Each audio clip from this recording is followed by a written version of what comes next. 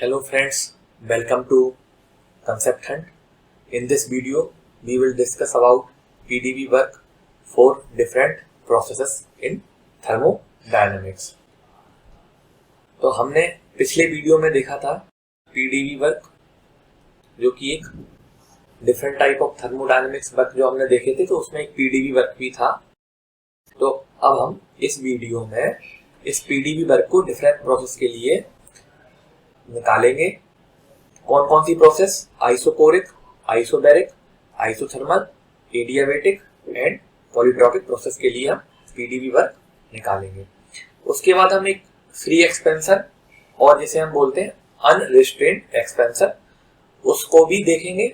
और उसके बाद पीडीबी वर्क या डिस्प्लेसमेंट वर्क और मूविंग बाउंड्री वर्क पे कुछ न्यूमेरिकल्स करेंगे। तो हमने जो पिछले वीडियो में देखा था कि डिस्प्लेसमेंट और जो मूविंग बाउंड्री वर्क था वो पीडीबी वर्क था।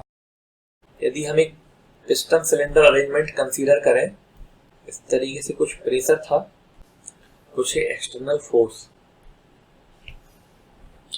ठीक है। इसमें इस तरीके से कोई पिस्टन सिलेंडर अरेंजमेंट था, उसमें कुछ गैस फिल थी या कोई वेपर फिल है, लिक्विड वेपर मिक्सचर भी हो सकता है।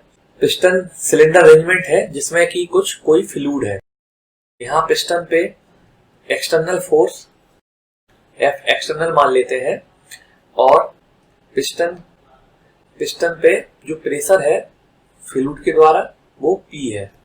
तो यदि ये इक्विलिब्रियम में, सारा सिस्टम इक्विलिब्रियम में है, तो उस समय प्रेशर इनटू एरिया, यदि हम एक पिस्टन को देखें, प्रेशर इनटू एरिया, ये फोर्स एक्सटर्नल फोर्स से बैलेंस होना चाहिए। Pressure equals to F divide by area. तो जो भी एक्सटर्नल फोर्स है उसके अगेंस्ट ये पिस्टन मूव करेगा। इनफिनाइट सिंपली हम बोलें तो प्रेशर में डिफरेंस होना चाहिए, जिसकी वजह से पिस्टन आगे जाएगा।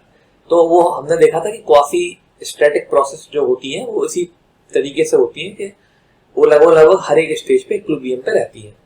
कुछ क्वासी स्टैटिक प्रोसेस को मान लिया था, उसके लिए हमारा जो वर्क डन आया था, जैसे ये स्टेज 1 है और ये स्टेज 2 है। ये प्रेशर हो गया, तो ये जो सारा एरिया आ रहा था W, यदि हमने पाथ बोल दिया A, W1 A to 2 equals to 1 to 2 integration of PDB, definite integral from limit upper limit and lower limit. इस तरीके से हमारा वर्क आ गया था, मूविंग बाउंड्री वर्क। उसमें लेकिन हमने देखा था कि ये क्वासी स्टैटिक प्रोसेस थी, यानी कि बहुत स्लो रही थी और क्लोज सिस्टम था। तो इनफाइनाइट सिंपली जो वर्क था वो पीडीबी वर्क था, और इसका इंटीग्रेशन यदि हम करते हैं तो वो हमारा वर्क आ जाता है पूरा प्रोसेस, उसका पाथ स्पेसिफाइड। अब हम सपोज करें कोई पिस्टन है और पिस्टन सिलेंडर अरेंजमेंट कुछ इस तरीके से है, जिसमें एक स्प्रिंग लगी हुई, इसमें कोई फ्लूइड भरा हुआ है। अब सपोज यदि ये मूव कर रहा है पिस्टन, इसके प्रेशर की वजह से कर रहा है, और सपोज इसमें कुछ हीट हम दे रहे हैं, तो यदि हम पिस्टन का फ्री बॉडी डायग्राम बनाए तो हम देखेंगे कि यहाँ से स्प्रिंग का एक फोर्स लग रहा होगा Kx, ठीक है। यदि ये इस पोजीशन पे x0 पे यदि फोर्स, स्प्रिंग फोर्स 0 है तो, और उसके बाद ये प्रेशर फोर्स लग रहा है फ्लूइड के द्वारा, फ्लूइड का प्रेशर या pressure of system into area. फिर एटमॉस्फेरिक प्रेशर का भी फोर्स लग रहा होगा। टोटल यदि हम फोर्स देखें तो net force Kx plus P0A is equals to PA। तो P हमारा जो सिस्टम का प्रेशर है, सिस्टम में जो हमारा प्रेशर है वो हो जाएगा Kx plus P0A divide by. हमेशा यह ध्यान रखना है कि जो प्रेशर लेना है वो प्रेशर किस तरीके से आएगा, इसलिए हमने सारा आपको बताया है कि यदि स्प्रिंग लगी हो या कुछ और भी कोई फोर्स हो, तो उस तरीके से आप बैलेंस करके पहले ये देखिए कि इसको एक्सटर्नल कितना फोर्स रेजिस्ट करना है, तो उससे कितना इसका प्रेशर निकलेगा। अब यदि ये स्प्रिंग नहीं लगी हो और अभी हमने इसका वेट भी कंसीडर नहीं किया, सपोज इसका वेट यदि W होता तो क्या आ जाता हमारा P equals to Kx plus P0A plus W by हमें डिस्प्लेसमेंट और मूविंग बाउंड्री वर्क में जो याद रखने वाली चीज है कि सबसे पहले प्रोसेस जो है वो क्वासी स्टैटिक प्रोसेस होना चाहिए। जैसे कि अभी हमने बोला कि इसका जो पाथ है वो स्पेसिफाइड होना चाहिए और इसको जो है स्पेसिफाई होने के लिए क्वासी स्टैटिक प्रोसेस होना चाहिए, यानी कि सारे पॉइंट होने चाहिए जो प्रोसेस के, वो सारे के सारे इक्विलिब्रियम स्टेट होने चाहिए। वो किस में होता है? क्वासी स्टैटिक प्रोसेस में होता है। ठीक है, वेरी स्लो प्रोसेस। इस केस में हम पीडीवी वर्क निकाल सकते हैं, उसका इंटीग्रल कर सकते हैं। तो ये प्रेशर हो गया और ये चेंज इन वॉल्यूम। ठीक है, system must be close system. ये हमेशा याद रखना है कि हमने जो डिस्प्लेसमेंट और मूविंग बाउंड्री वर्क देखा था वो किसके लिए था? क्लोज सिस्टम के लिए, क्लोज सिस्टम के लिए था।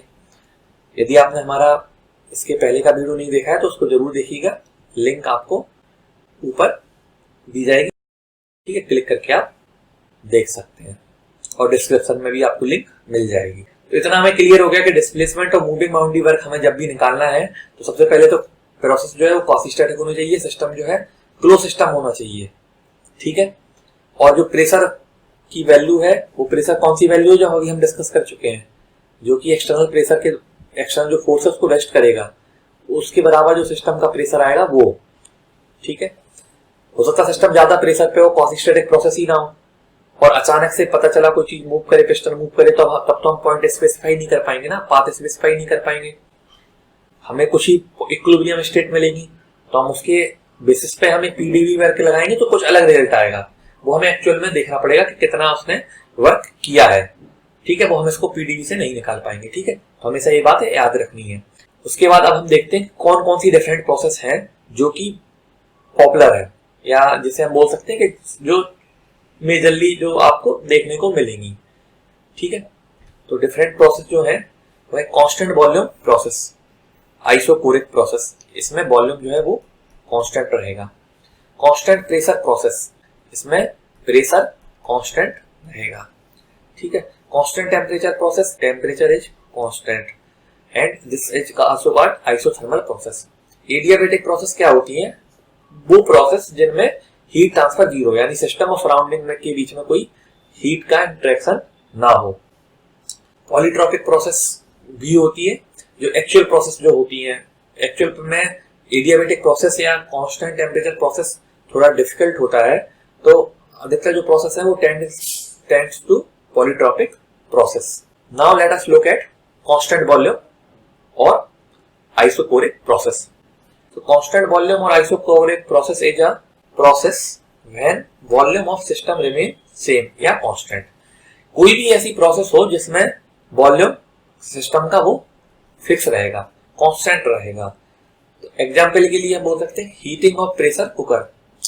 यदि प्रेशर कुकर में आप देखो, इसकी जो बाउंड्री है वो रिजिड हो जाती है, कोई भी मूविंग बाउंड्री नहीं है, इसकी वॉल्यूम जो है वो फिक्स हो जाता है। वेसल है या रिजिड टैंक ले लें, कोई टैंक है, ठीक है, रिजिड है, इससे क्या होगा? इससे कोई वर्क ट्रांसफर नहीं होगा क्योंकि मूविंग बाउंड्री नहीं है।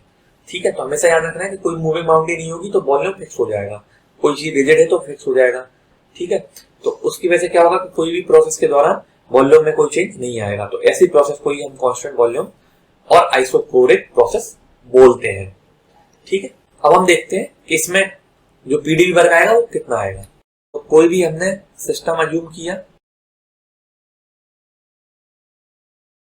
यदि हम पिस्टन सिलेंडर अरेंजमेंट मान लें और उसमें देख लें कि जो पिस्टन है वो हमने फिक्स कर दिया, इसको हमने फिक्स कर दिया स्टॉपर लगा के, तो ये मूव नहीं कर पाएगा। यदि हीट दें, कुछ भी कोई भी और इंटरेक्शन करें तो ये लेकिन वर्क नहीं दे पाएगा, क्योंकि यदि ये बाउंड्री भी रिजिड है और ये हमने रिजिड कर बना दी तो ये कोई वर्क नहीं मिलने वाला है, मूविंग बाउंड्री वर्क। ठीक है, क्योंकि बाउंड्री मूव नहीं करेगी। ये तो हमें दिख ही रहा है, इसको देख लेते हैं। तो डेल डब्ल्यू क्या होता है? P V B. तो इसका जो वॉल्यूम, यदि प्रेशर वॉल्यूम हम डायग्राम बनाएंगे, ए पॉइंट 1 है। ठीक है, सपोज कुछ हीट दे दी, ए पॉइंट 2 पे पहुंच गया। कोई एक प्रोसेस ऐसी भी हो सकती है कि जिसमें पॉइंट 1 से पॉइंट 2 पे आ रहा है। अब यदि हमें देखें पीवी डायग्राम पे, इसका एरिया कितना है? इसका एरिया 0 है। ठीक है, तो हम वैसे भी देख सकते हैं इसका जो वर्क आएगा वो क्या आएगा? 0, 1 2 2 dV जीरो है तो ये क्या हो जाएगा, zero. So work transfer is zero in a constant volume process. ठीक है, वर्क ट्रांसफर जीरो होगा, हमेशा जीरो होगा, कांस्टेंट वॉल्यूम प्रोसेस अभी होगी तो। ठीक है, और ये भी देख लिया हमने कि किस तरीके से इसका कर्व आएगा, एक स्ट्रेट लाइन आएगी। ठीक है, इस तरीके से। अब हम देखते हैं कांस्टेंट प्रेशर और आइसोबैरिक प्रोसेस। तो जब प्रेशर कांस्टेंट होगा किसी सिस्टम का तो वो कहलाएगी आइसोबैरिक प्रोसेस या कांस्टेंट प्रेशर प्रोसेस। जैसे हम यदि एग्जांपल लें कि कोई पिस्टन है, पिस्टन सिलेंडर अरेंजमेंट है, इसमें पिस्टन पे कुछ वेट रखा हुआ है, सपोज 5 kg का वेट है, उसका कुछ एरिया है, इसमें कुछ फ्लूइड है। तो जो प्रेशर रहेगा, यदि कोई कुछ भी इसमें प्रोसेस होगी तो हमेशा क्या होगा कि इस पे जो प्रेशर होगा वो 5 इंटू 10 मान लेते जी की वैल्यू, या 5G डिवाइड बाय एरिया, ये हो गया weight. Weight will be 5G and this will be pressure. तो हमेशा आप जब भी देखोगे तो सिस्टम हमेशा प्रेशर वॉल्यूम डायग्राम पे देखें तो एक फिक्स प्रेशर जो हमने अभी निकाला है, यदि सपोज करो ये P नोड है 0.1 to 2, और इस तरीके से भी हो सकता है 0.1 to 2। ठीक है, यदि हम इसमें एरिया अंडर द कर्व देखें तो इस तरीके से एरिया आएगा। डेल डब्ल्यू बराबर क्या होता है, डब्ल्यू क्या आएगा 1 to 2 P, ये क्या हो गया, प्रेशर कांस्टेंट है, प्रेशर बाहर आ जाएगा, और dV का इंटीग्रेशन करेंगे तो क्या आएगा V, और इसमें हमें 1 से 2 ये इसकी वैल्यू रख लेंगे तो V2 माइनस V1। यदि हमें बोल दें 1 से A और 2, ये process work during constant process. ठीक है, याद रखने वाली बात वही है, क्वासी स्टैटिक प्रोसेस होनी चाहिए, सिस्टम क्लोज होना चाहिए, सब में रहेगा कॉमन। ठीक है, अब इसमें जरूरी नहीं है गैस हो, एक फ्लूइड हो सकता है कोई भी। ठीक है, कोई भी फ्लूइड है। अब हमने क्या है कि हमें हमेशा मानते हैं कि वर्क यदि सिस्टम से हमारा बाहर निकल रहा हो या सिस्टम से जा रहा हो, सराउंडिंग में वर्क हो रहा हो, ठीक है, तो वो बोलते हैं पॉजिटिव। तो यदि सिस्टम हमारा एक्सपेंड कर रहा होगा, एक्सपेंड करने का मतलब है वॉल्यूम बढ़ रहा है, यदि वॉल्यूम बढ़ेगा तो V2 V1 से बड़ा होगा, तो ये हमारा पॉजिटिव आ गया। ठीक है, V2 माइनस V1 पॉजिटिव आ जाएगा।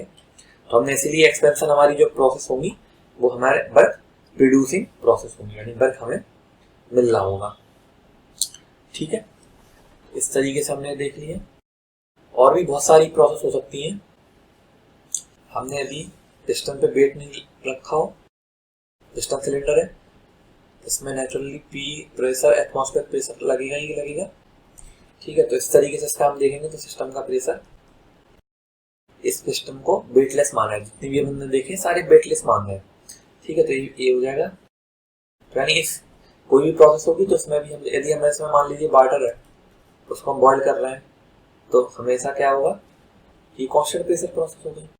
तो इस तरीके से हमारा आ गया work process when pressure of system remain constant, ये हमारा वर्क आ गया। और प्रोसेस जो होगी वो प्रेशर इस तरीके से या इस तरीके से। अभी क्वेश्चन देखते हैं कांस्टेंट प्रेशर प्रोसेस पर। ठीक है, क्योंकि कांस्टेंट वॉल्यूम में हमें पता है कि वर्क डन हमारा जीरो ही आना है। क्वेश्चन को देख लेते हैं।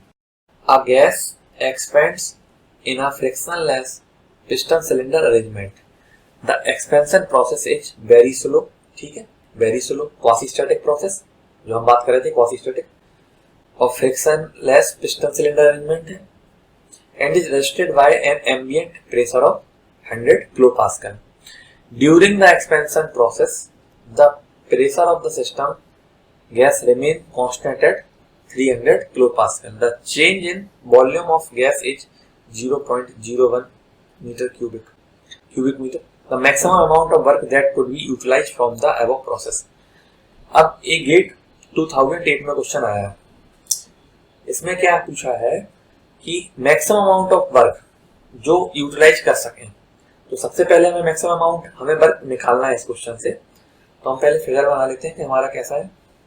इसमें नहीं ओपन सिस्टम की बात करी नहीं है, तो क्लोज सिस्टम है। इस तरीके से कोई पिस्टन सिलेंडर अरेंजमेंट है। एम्बिएंट प्रेशर कितना है, प्रेशर एटमॉस्फेरिक उसको बताया 100 किलो पास्कल। ठीक है, during the expansion process the pressure of system gas remain constant eight 300। Expansion process, during the expansion process लिखा है तो एक्सपेंशन इस तरीके से होगा, वॉल्यूम बढ़ेगा और चेंज इन वॉल्यूम कितना है 2.01।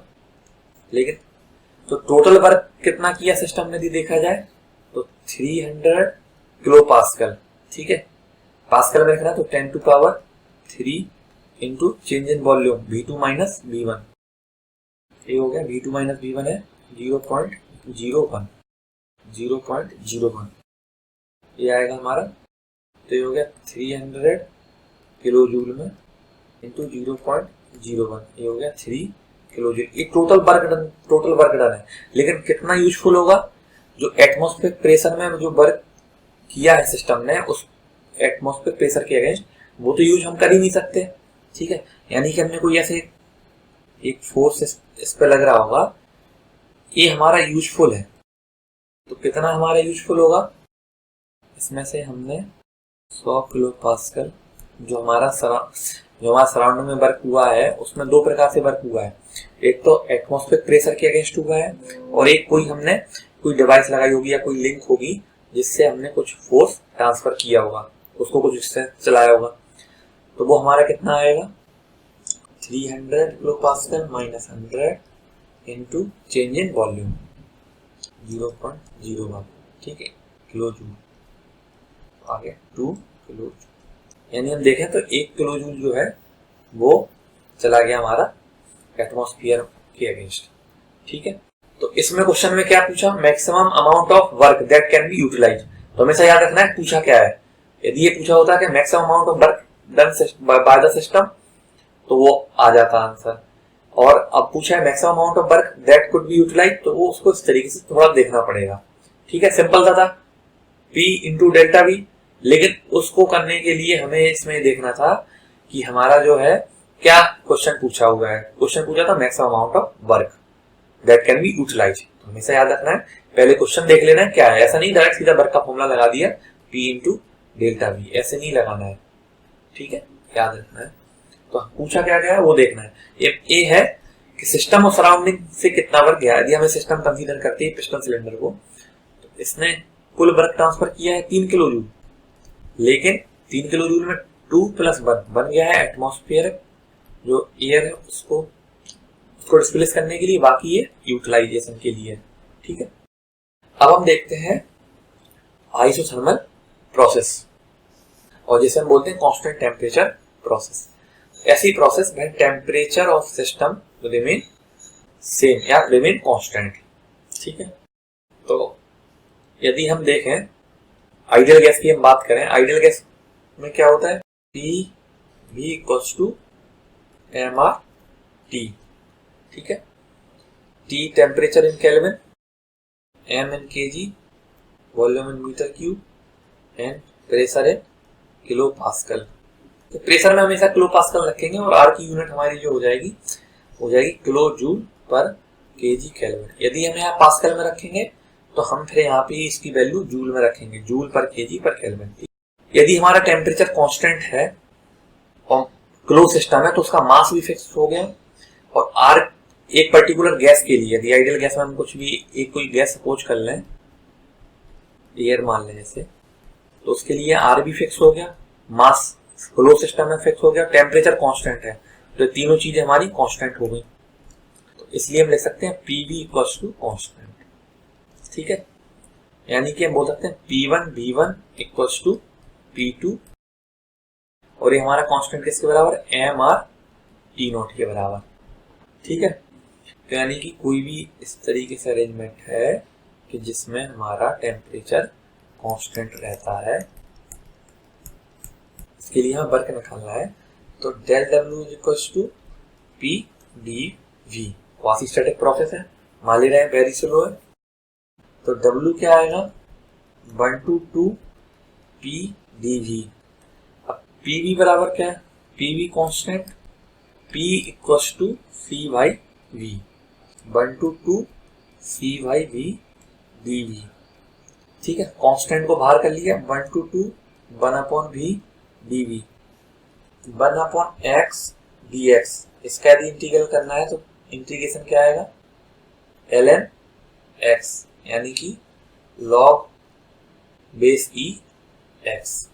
ठीक है, तो इसका क्या आएगा, c ln v 1 to c ln v2 y, इसका मतलब c ln v minus ln v1, और लॉगरिथमिक का यदि हम यूज करेंगे तो हो जाएगा ln v2 y। इससे हम c क्या होता है हमारा, c क्या था हमारा pv, इसको लिख सकते हैं pv ln v2y, क्या है हमारा पर w pv ln v2y v1, pv ln v2y v1, pv equals to constant, तो p1 v1 equals to p2 v2, तो p1 upon p2 equals to v2 upon v1। तो यदि हम इसमें वैल्यू पुट कर दें v2 बटे v1, v2 divide by v1 की, तो क्या आ जाएगा ln p1 बाई p2। ठीक है, अच्छा pv इक्वल्स टू क्या है, mrt, mrt नॉट, टेम्परेचर सेम ही रहेगा तो इसको ऐसे लिख सकते हैं p2 अपॉन v, यहाँ पे हम चाहे p1 v1 रख दें या p2 v2 रख दें, दोनों इक्वल ही हैं। ठीक है, p1 v1 है और p2 v2 कर दें, कोई दिक्कत नहीं आने वाली। ये हो जाएगा mrt not ln p1 divide by, इतना क्लियर है। तो ये आ गए हमारे जो हमने अभी ड्राइव किए, pv log base E v2 divide by v1, और इसको हम प्रेशर फॉर्म में भी लिख सकते हैं। अब हम इसमें क्या है कि जब हमें कोई प्रोसेस दी गई है, अब एक प्रोसेस को यदि हम पीवी डायग्राम पे प्लॉट करेंगे तो कैसे होगी, स्टेट और स्टेट, इस तरीके से 1 to 2 1 to 2, ये एक्सपेंशन प्रोसेस हो गई, फिर कंप्रेशन प्रोसेस हो गई।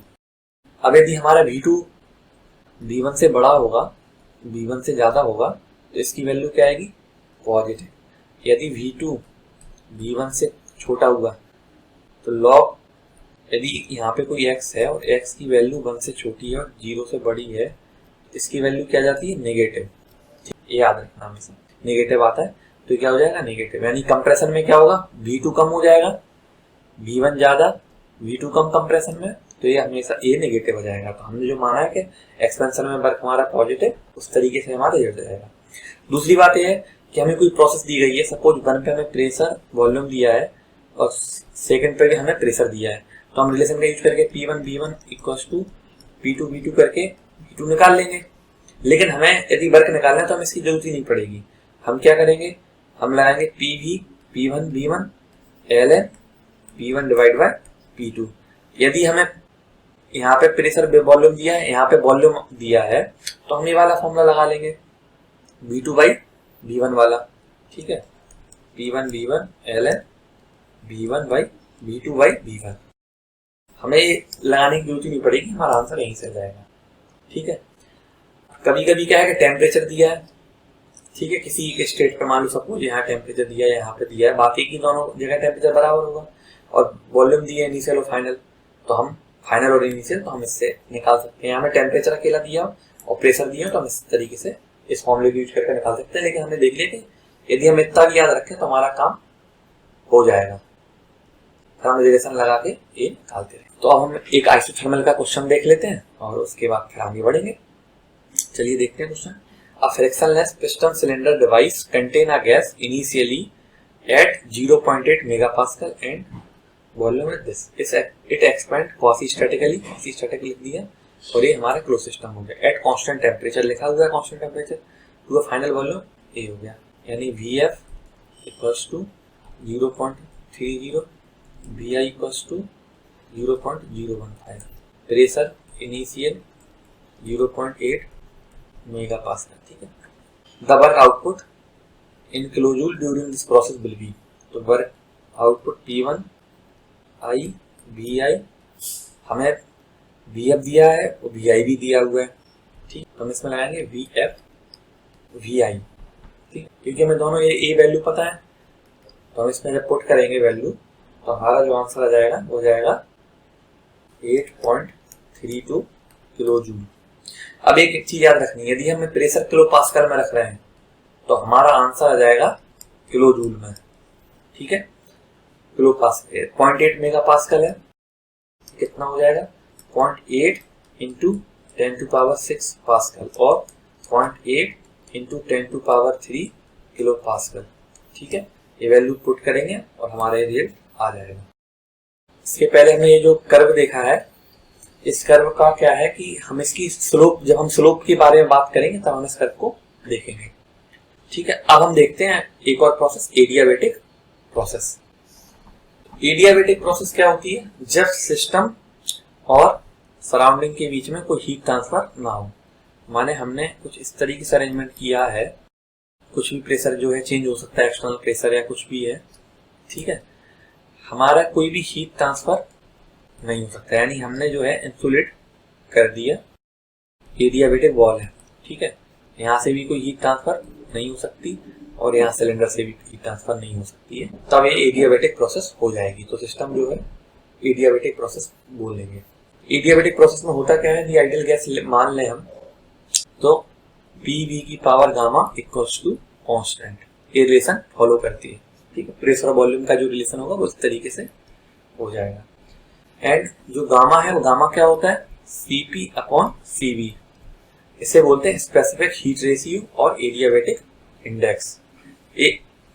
Specific heat at constant pressure, specific heat at constant volume. तो गामा की वैल्यू 1/1.4 मान लेते हैं नॉर्मली एयर के लिए, और मोनोटॉमिक के लिए अलग आएगी, इसके लिए अलग आएगी। एयर के लिए gamma is equal to 1.4। Different है गैसेस के लिए डिफरेंट वैल्यू आती है। आइडियल गैस में हमने देखा PV इक्वल्स टू MR, ये रिलेशन होता है। ठीक है, यदि हम आप मास जो है, मतलब क्लोज सिस्टम है तो हमारा मास सेम रहने वाला है। R क्या होता है, R होता है universal gas constant divide by molar mass. Air के लिए आता है 0.287 किलो जूल पर kg केल्विन। ठीक है, एयर में हम मोलर मास का ले लेते हैं 29। PV equals to constant into T, कोई कांस्टेंट इनटू इस तरीके से होगा। PV की power gamma equals to constant. ये एडियाबेटिक प्रोसेस के लिए रिलेशन होल्ड होता है। ठीक है, इसको ऐसे लिख सकते हैं PV इंटू V की power gamma -1 equals to constant. PV क्या है, PV C1 constant into T की पावर गामा, तो ये क्या बन जाएगा T इंटू की पावर गामा -1 कांस्टेंट। ठीक है, तो यहाँ पे हम लिखें तो T1 upon equals to V2 upon V1 की पावर गामा -1, और यहाँ से हम देखें तो P1/P2 इक्वल्स टू V2/V1 की power gamma, V1 equals to की पावर P1 अपॉन P2। यदि इसको हम पुट कर दें V2/V1 की वैल्यू P1/P2 की power gamma -1 upon gamma equals to P1 upon P2 की पावर, इसको रिलेशन है जो हमें काम में आएंगे। ठीक है, अब हम निकालते हैं एडियाबेटिक प्रोसेस के लिए वर्क डन। तो एडियाबेटिक प्रोसेस PV डायग्राम में यदि इसका प्रोसेस को देखें 1 2 इस तरीके से कोई प्रोसेस हो रही है। Del W is equals to PV की power gamma equals to constant, P equals to C into V की पावर माइनस गामा। ठीक है, तो W equals to 1 to 2, P की वैल्यू क्या हुई C इंटू V की power minus gamma to dV, C बाहर आ गया, 1 to की पावर माइनस गामा, x की पावर -m का इंटीग्रेशन क्या होता है, की power -m plus 1 divide by -m plus 1। ठीक है, तो यहाँ पे क्या आ जाएगा C की power minus gamma plus 1 divide by minus gamma plus 1, इसमें जो वैल्यू है 1 to 2।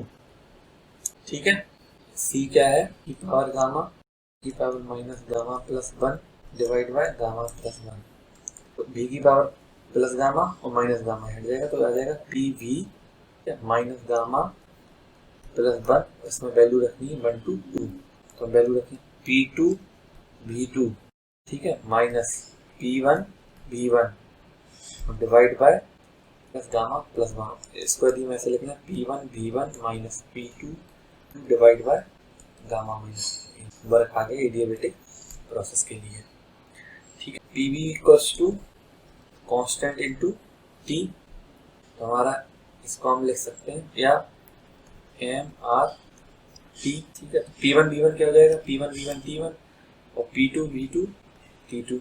P1 V1 MR common आ गया, T1 minus T2 divide by gamma minus 1। इस तरीके से हमारे ये रिजल्ट आ गया। तो डिस्प्लेसमेंट में P1 V1 minus P2 V2 divide by gamma minus 1। और यदि टेम्परेचर के हम टेम्परेचर में लिखें, टेम्परेचर हमें दिया हुआ है तो इस तरीके से हम लिख सकते हैं, हमें गामा क्या है CP डिवाइड बाय CV।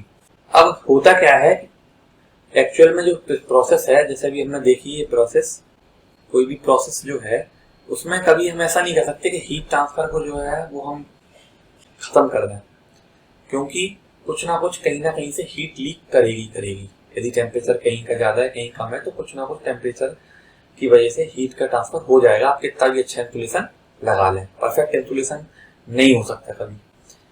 तो हमें देखते हैं कि ना तो कोई प्रोसेस लगभग एग्जैक्ट आइसोथर्मल होती है, ना एडियाबेटिक हो पाती है, वो कहीं बीच में हो जाती है इनके। तो ऐसी प्रोसेस को बोलते हैं पॉलीट्रोपिक प्रोसेस।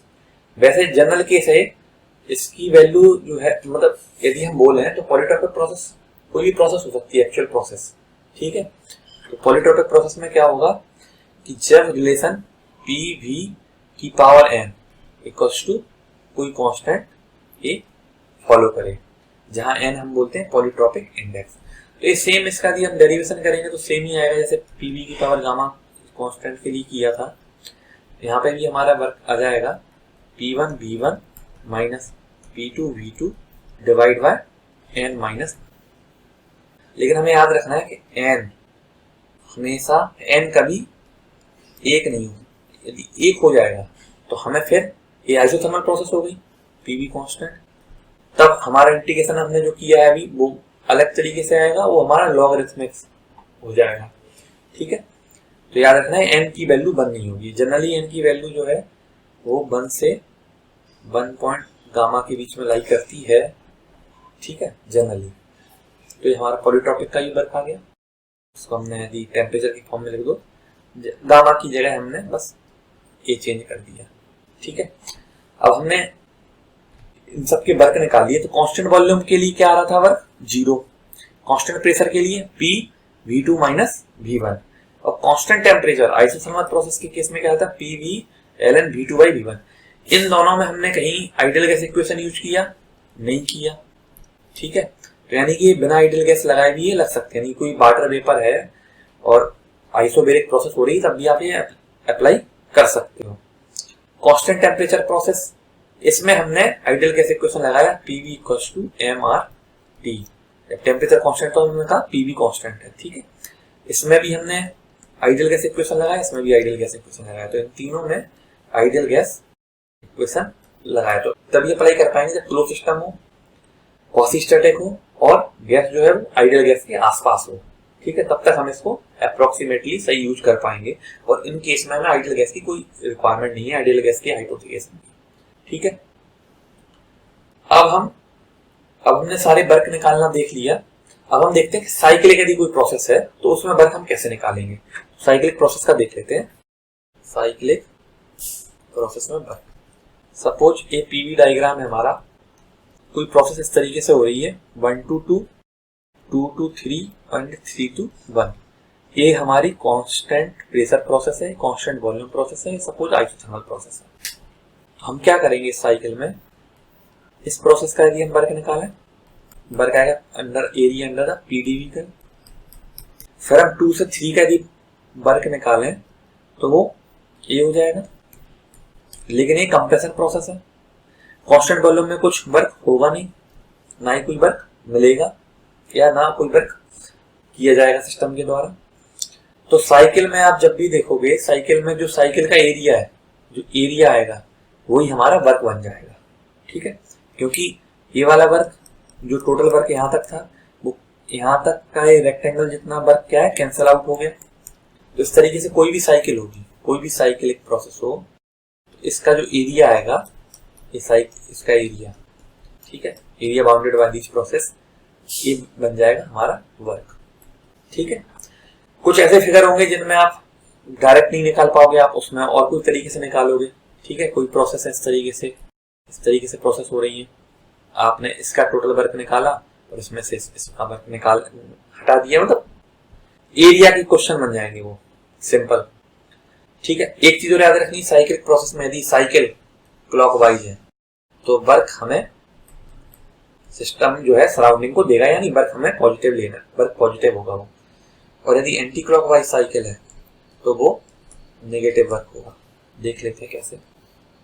एक प्रोसेस हुई थी, एक प्रोसेस, अब हम इसके डायरेक्शन चेंज कर दें, कैसे प्रोसेस हुई, कैसे हुई और कैसे हुई। तो सबसे ज्यादा वर्क इस वाली प्रोसेस में हुआ, मतलब वर्क मिला हमें इतना, और वर्क कितना कंज्यूम हुआ इतना।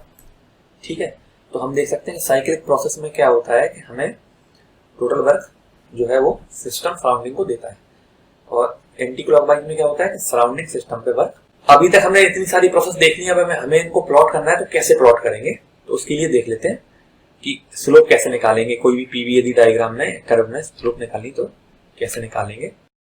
तो हम मान लेते हैं कोई